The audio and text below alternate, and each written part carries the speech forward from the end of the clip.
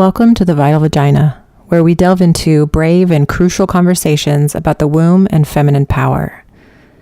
This podcast is not just for people with vaginas. We all come from the womb, and there is much for everyone to learn from this place of deep wisdom. I'm your host, Dr. Danielle Cornelius. I'm a chiropractor and holistic pelvic care provider.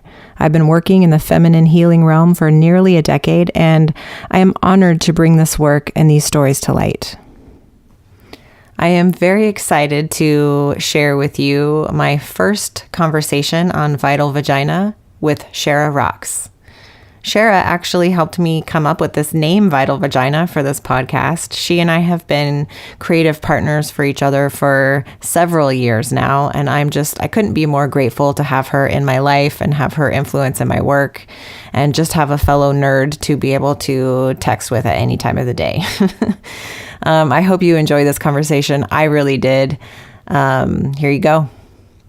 Mm-hmm. So WOMB Neuro Science is me and my crazy self-funded neuroscience research project that birthed this program called Muse Cycles. So it's basically science-based because I wanted answers on my own cycle patterns that my doctors weren't giving to me. Yeah. And so I had to self-educate, find a book. That's usually how some of my best journeys in life happen. I just find this book that changes my life. Yeah, that's how we connected, right? We were both obsessed with Alphabet versus the Goddess. Yes. So I found my another book that changed my life. This was Take Charge of Your Fertility.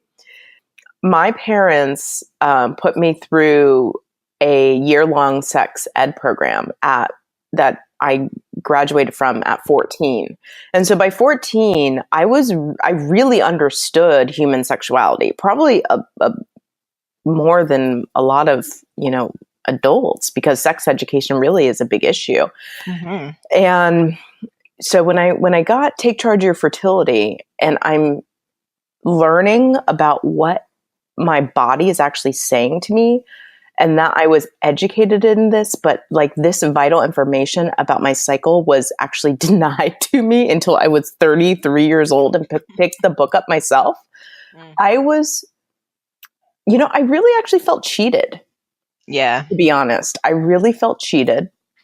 And after I read that book, I decided that never again, I will not know my body.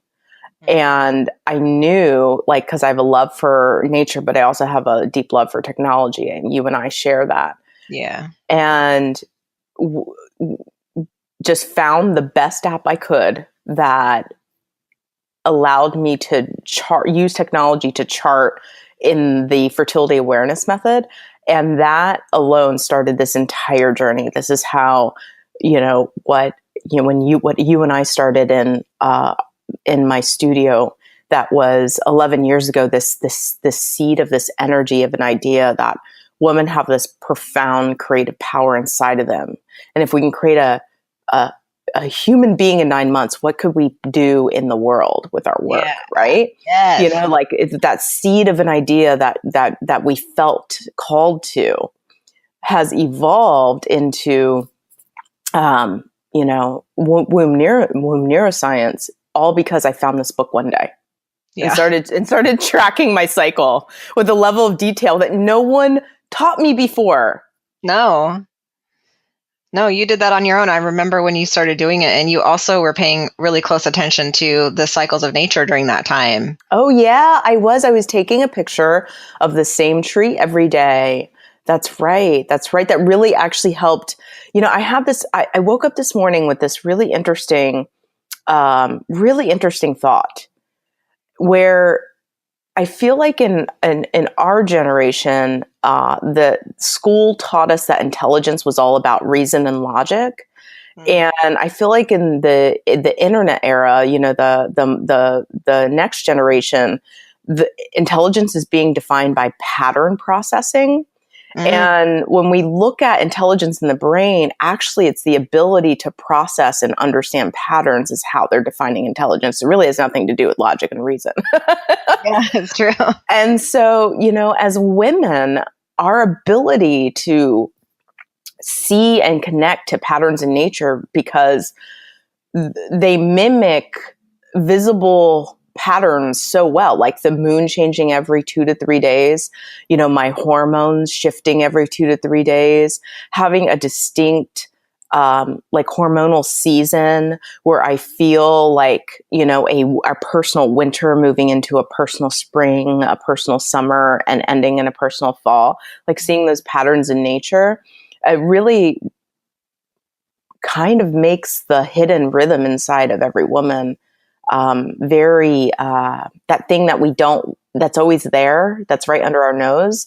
What me looking at nature every day, looking at a tree every day, is that tree pointed to the pattern within me that helped me feel it even more. And that's why I love cycles and nature and astrology and the moon phases, because it's all just pattern recognition that we collectively as human beings have been looking at since, the beginning of time.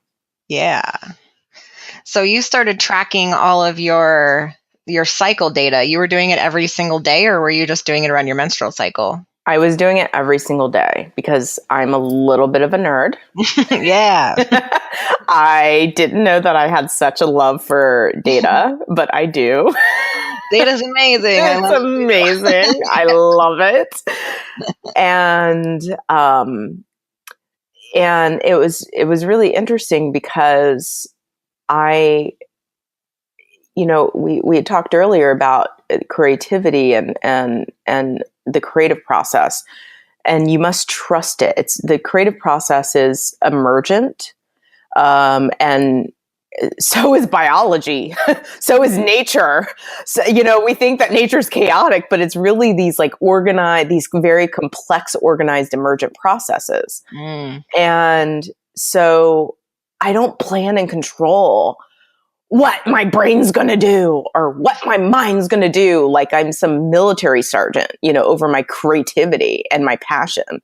Yeah. I allow things to emerge, and I know that I'm in the right timing because I'm in tune with this rhythm, this pulse that's going on with the seasons. It's going on with my biology, that's going on with my hormones. And that generates so much trust against this 24/7 hustle, and where there can be periods of waxing and waning of high energy output and hey, I'm just going to chill out for a little bit. I'm going to Netflix and chill and see what comes to me. Yeah. And so for allowing for this emergent kind of creative process, it really makes for interesting work, less stress for sure. And more surprise. Like the things that I've created, I couldn't even have told you that. I didn't even plan them. I know. Yeah. The best stuff. It just happened. And the best way I can describe it is when I first discovered that I had the gift of drawing. I was a child in my room. I was the oldest child of 2 brothers. And so I had my own room. I would spend a lot of time in my room by myself. And I couldn't sleep. Or maybe I think I'm a night owl, so I just was up, Yeah. And my grandma gave me this Minnie Mouse shirt, and I just loved it so much. And no one taught me I never took an art class. My parents, maybe, I think parents just have stuff for kids. So there was puzzles and crayons and paper and stuff, right? And so there's just stuff in my room. And all of a sudden I'm like, hey, I want to draw this Minnie Mouse because I just love it so much. I love Minnie Mouse. And so I just start spontaneously drawing Minnie Mouse. And then when I look at the paper and I look at the t-shirt and I look at the paper and I look at the t-shirt and I'm like, what? I was like, what I drew looks just like the mouse on my t-shirt. And I remember going to sleep and so excited to wake up and show my parents that there's this thing that I didn't know that I could do that I did. And that's really what trusting the process has been like for me, through understanding my fertility, through understanding this emergent behavior in time and planning, And in understanding my own life work, that, it's really trusting the unknown and allowing the work to emerge and burst forth spontaneously through a moment of insight or awareness. And that has really led to some rich, rich, fun, passionate, life work. It's the joie de vivre. Yeah. It takes a lot of trust, and to do that, can you talk a little bit about how you cultivate that trust, like with basically, because you're talking about like co-creating with the universe and allowing some of it to actually come through you. Yeah. Instead of trying to like force all the time. And, everyone always tells us the only way to actually accomplish anything is to push and push in this kind of linear way. So what have you done? What kind of practices do you do that helps you actually have that deep sense of trust that allows you to do that? Yeah. Okay. So 2 things. So first is a deep sense of trust comes when there is a pattern you can rely on. So I can deeply trust the patterns in nature because I always know that after winter comes spring. Yeah. So it's the same. So because I have tracked my own body's data and I've seen its patterns, the trust is insane. Like I can trust my body and I can trust this connection between what's going on in my cycle, how it's influencing my mind, my body, my cognition, my motivation, and also trust that, when I receive outside advice, or I can give you, if someone gave me $1 for every time people were like, "Hey, Shara, have you launched yet? Have you launched yet? Have you launched yet?" I'd probably have a very, I'd be funded. Yeah, I'd be funded. Exactly. But, as there's a sense inside when you just know when something is not fully baked or when something is ready to put your creative signature on when it's done. It's like when I would draw as a child, when I would, do work on canvas, there came a time when it was time to put your signature on the corner of that canvas because the work was done. Mm-hmm. And that requires just a commitment and a dedication to deep work. And I think that's what people are craving. I think the hustle is stressing people out. We want flow. We want timelessness. We want deep work. I don't know about you, but like when I'm in the creative flow, like I can't stop working usually. And I can't stop working. It's not like it's similar energy to the hustle, but it doesn't have that like stress that goes along with it. Exactly. Can't not do it. So exactly. For that. Exactly. Can't not do it. Yeah. And it seems like I hear a lot. I have so many ideas.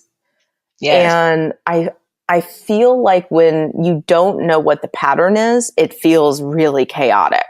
Yeah. But when you know the pattern, it feels emergent. And I think that's why I've been able to trust it, because I know this recurring pattern between my I call it my muse, the constantly shifting like hormonal pattern going on every month for me, and how it's influencing my cognition and how it's influencing what I want to do. And I just allow that process to emerge, and I trust that timing. And it's a really beautiful thing because, for example, I showed you tying it back to my accelerator graduation. So there's this science experience center that I'm creating that is doing something really, I think the theme is childhood today, like going back to my childhood, like this just excitement of being in the Baltimore Science Center. And it's so interesting because during my highest estrogen phase this cycle, I just woke up, and this actually happened with you as well. I woke up 2 cycles ago in a high estrogen state, and we just started jamming on like design and logos because that's just where my brain was leading. We did that for this very podcast.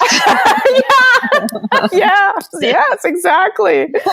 It's so cool. It is cool. It's so cool. I think we were like texting till 2 a.m. that morning. We were. It was just like, because creativity comes, in the moment. Yeah. And we flowed. And we flowed. We jammed. You've been it's just been so lovely to have you as a creative partner in my life for so many years. Yeah, it's pretty fun. It's pretty fun. But, go on. No, I was just going to say the other thing that I know about you, and I think what made it a little easier for you than the average person to actually be able to track these things is your ability to sense what you're actually feeling on a deep level and actually notice the subtle changes in the shifts. And that's something I notice in my practice that a lot, I struggled with that for a long time. As you know, when I first became a body worker and a chiropractor, I struggled with the sensation and feeling things because I was extremely in my head. And that's the case for, I think, a lot of people because we're in that hustle and we're constantly in our linear mind, and it makes it a little more difficult to feel those little tiny, like sensual changes that happen throughout the day and throughout the month. So what would you say that helps you do that more easily than the average person? I love that you said sensual changes because that's really what it is. It's an awakening of the senses. And to be honest, there was a time in my life where it was really hard for me to hear my body too. Yeah. And I was under a lot of stress, and I was doing way too many, crunches, to be honest. I was doing way too much like high intensity workouts, training, weightlifting. And it's almost oh yeah. I did some serious, I was a serious weightlifter for a while there. I love it. And, but then I got into belly dancing, and it started to give me a language that the hips speak, kind of like Shakira, hips don't lie. Your hips are not lying to you. They know what's going on with the master pattern, you know?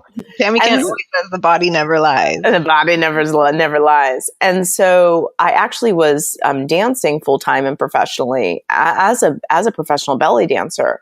And I was having, as an athlete, you're just always maximizing performance. You're doing everything you can with your trainers and with your body workers to make sure that when you're in rehearsal, you hit your mark. And when you're, on stage, you're performing your best. And so I went to a physical therapist. I was like, I'm having some, hip issues. And I feel like it's impeding my dance. And I just picked the physical therapist that was the same physical therapist for the Oregon Ballet Theater. And she did this thing, that I had no idea what it was. And she was like, okay, are you ready? This is, it's like, I'm going to do some inner work on your pelvis, but it really helps with, with this pain that you're talking about, which I had in my hips. Yeah.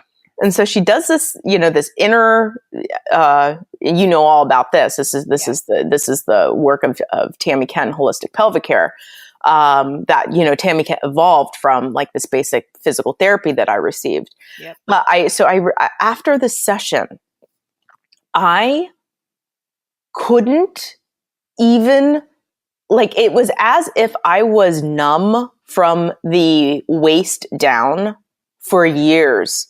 And after the session, it's as if I grew a invisible sensory tail and could feel like so much more than I could feel before. It's kind of like when you're blind and your senses get heightened. Yeah. It's like that happened to me, but in reverse. It's like I had so much tightness and so much muscular tension locked up below the belt line that I literally cut myself off from a level of sensory awareness that I couldn't feel until I got like this pelvic care. Yeah. It's the best thing that's ever happened to me in my life. And I think because that's what I think is the pelvic care session is probably what even started this entire journey for me. Because from there, I remember like running into rehearsal and Mom was like, girls, ladies, you don't even understand what's happening to me right now. It's like, I feel like I'm Spider-Woman and it's like, I can feel everything and I can feel the environment. I can feel the room. Like, I feel like I'm 9 feet tall. Yeah. And it just unlocked a true, I don't know what to call it. Superpower is not the word because I like, again, the equal and opposite. To me, the muse is the opposite of the superhero. Yeah. And it just unlocked this ability to sense and to feel in a way that was always there and available. It's just that I was doing things in my everyday life to not cultivate my natural abilities, right? Yeah. Like I was doing things to mute my muse, not doing things to enhance and tune in to my muse. Yeah. Yeah. And that's what we mean when we named this podcast Vital Vagina. That's kind of what you're talking about, is creating vitality in those tissues. So that, and that's such the core. The vagina itself is just that core area of muscles that's deep inside for females. And it gets really tamped down for so many reasons. There's just layers upon layers upon layers. And it's just the work itself, when you get that kind of work done, it really that's the goal of it, is to unleash all of that tension so that you can actually feel your own body's wisdom coming from deep down inside. I told Tammy Kent this, and I will tell you this. I truly feel that holistic pelvic care should be the new yearly, the new OBGYN visit. It's like, it is so essential. Like it is just absolutely, it's profound. It's profound to be connected to your body in this way. Another thing in terms of sense is, so there's like our external senses, right? So it's like we touch, we hear, we taste, we feel, but then there's inner feeling. There's the feeling on the inside. Yep. And that is really what I'm talking about when I trust and when I can feel these patterns. It's like that one session that tuned me down into that almost like turned on more of my nerves, or more in my nervous system, that allowed me to feel more than just feeling my stomach growling when I'm hungry. Right. Because there's so much more that is going on in the body.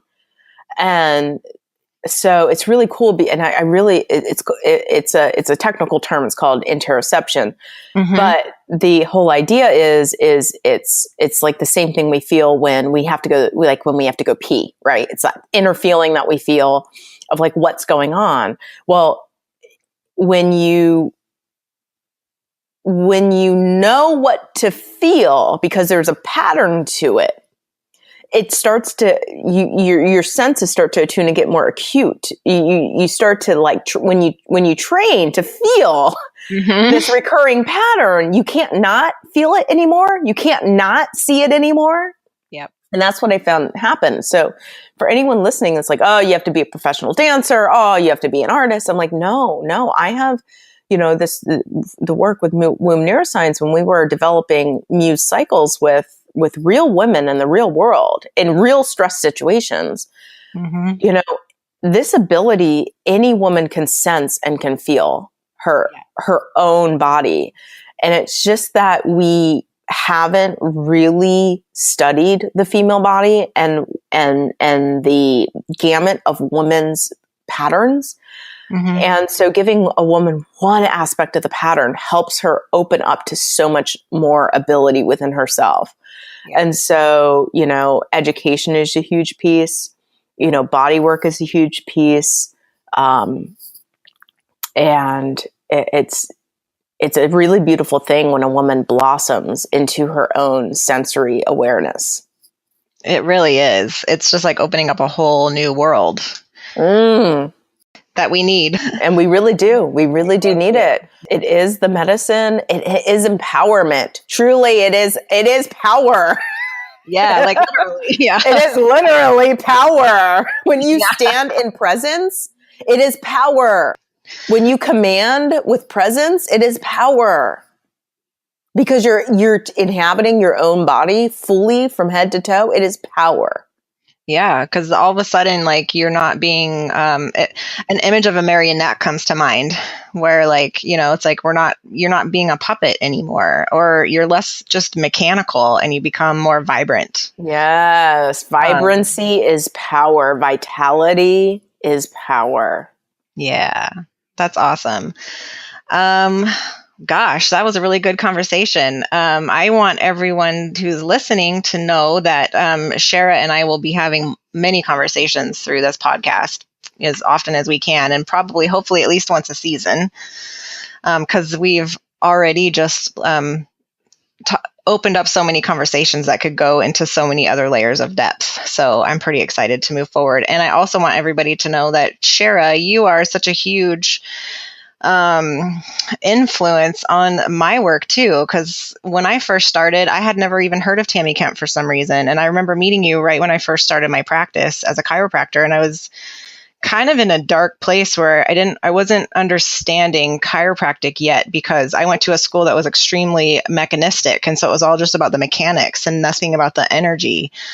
And it was really confusing for me. And it was also heady that I couldn't, like I said earlier, like I couldn't feel as well as I'd wanted to be able to. And I just felt very confused by it all. And then I met you and was like, I don't even know if I want to do this. And we started WOMB originally in a whole different format. And I was more excited because I have a history of web design and data type work. We ended up kind of going in this offshoot. We wanted to do feminine energy type work, but put it into business and try to help women like use their feminine energy more. And this was before it was even popular to talk about feminine energy. Yeah. Yeah. We're definitely ahead of our time. Yeah. We are definitely innovators. That is for sure. And then you told me one day, I'll never forget this day, because you were like, oh, you need to read this book, Wild Feminine. And then I think we met, we had a whole bunch of like feminine workshops at my studio at that time. But anyway, that's when I found Tammy Kemp's work and read her book and was like in her class within a couple weeks. Oh, that's how it happened? I was like, you need to read the book Wild Feminine? You need to read the book Wild Feminine. And then I was like, oh, well, I definitely want to do body work, because I definitely want to do this. And then I met Tammy and she helped me learn how to feel. And that's when I started like really becoming good at body work. Was amazing. Yeah. Amazing. So I appreciate you so much. And I appreciate you so much, because let me tell you, there's been so many times where it's like the muse is sparking and I'm like, there's nothing worse than when you're super excited and passionate about an idea to just sit with yourself with it. Oh, I know. It is so frustrating. I can only imagine for like growing up as a single child, because you have like nothing to like. I know. It's like, who do I share this idea with right now? I'm just in the zone and in play, and there's just me. It's just me, Yeah, so it's fun to play. It's been really great. Oh my God, I can imagine. I know how many times I've pinged you to be like, oh my God, this and this and this and this and this, and we just jam. Yeah. It's been really awesome. It's been really fun to see how it's all evolved and how it kind of weaves together still. And I'm just really looking forward to what's going to be coming through for you. So why don't you tell us where you're at now and what's coming next? And if you yet have a way for people to follow you or keep in track with what you're doing. I do. So WOMB Neuro Science has birthed its first program. It's called Muse Cycles. I know, it's so awesome. It is I like to joke, it's like the 100th iteration of what we first seeded, many years ago, before, people were like, what? Feminine energy? Cycles? What? What are you talking about? And so Muse Cycles is a program that demystifies periods and what's going on with women's hormones.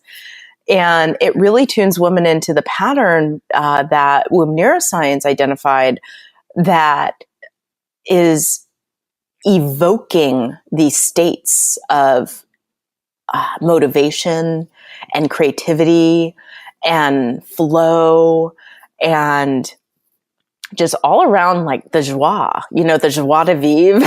Yeah.